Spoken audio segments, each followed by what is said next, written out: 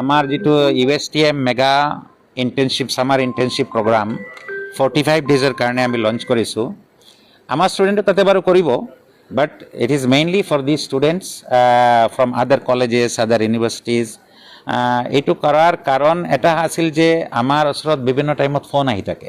বিভিন্ন ষ্টুডেণ্টে বিভিন্ন আমাৰ ইউনিভাৰ্চিটিৰ পৰা হেল্প বিচাৰে, কিছু ছায়েন্সৰ ষ্টুডেণ্টে বিভিন্ন ধৰণৰ এক্সপেৰিমেণ্ট কৰিব বিচাৰে। বিভিন্ন কলেজৰো এইটো মেণ্ডেট আছে যে ছামাৰ ট্ৰেইনিং কৰিব লাগে বিভিন্ন ধৰণৰ।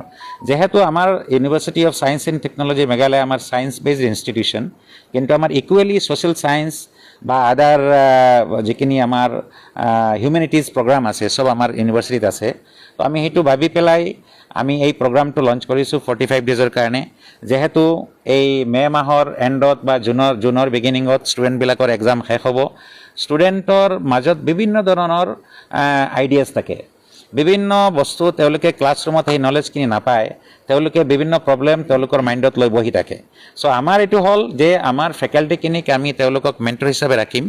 এজন ষ্টুডেণ্টৰ এগেইনষ্টত যদি দৰকাৰ পৰিলে আমি দুজনো ৰাখিম টিচাৰ, কেতিয়াবা দৰকাৰ পৰিলে তেওঁলোকৰ আণ্ডাৰত। এইটো অনলাইন হ'ব, ফিজিকেলি ইয়াতে অহাৰ কোনো দৰকাৰ নাই।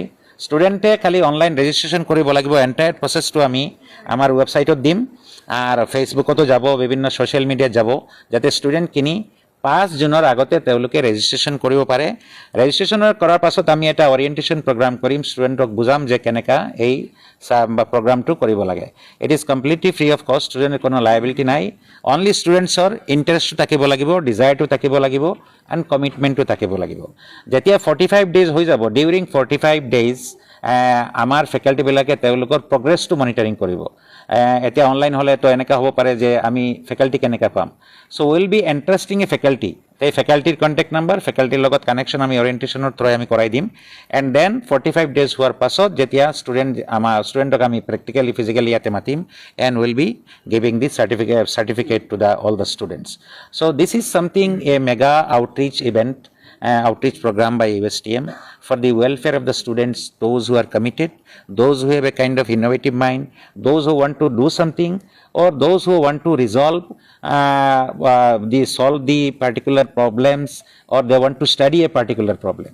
So এইখিনি যদি বাৰবাৰ এটা ষ্টুডেণ্টে যদি আণ্ডাৰ গ্ৰেজুৱেট ষ্টুডেণ্ট বা পষ্ট গ্ৰেজুৱেট ষ্টুডেণ্টে এনেকুৱা প্ৰব্লেমবিলাক কৰি থাকে, তাৰ এদিনত আহিব কেইটামান ইণ্টাৰ্ণশ্বিপ কৰাৰ পাছত তাৰ এটা ভাষ্ট নলেজ হৈ যাব।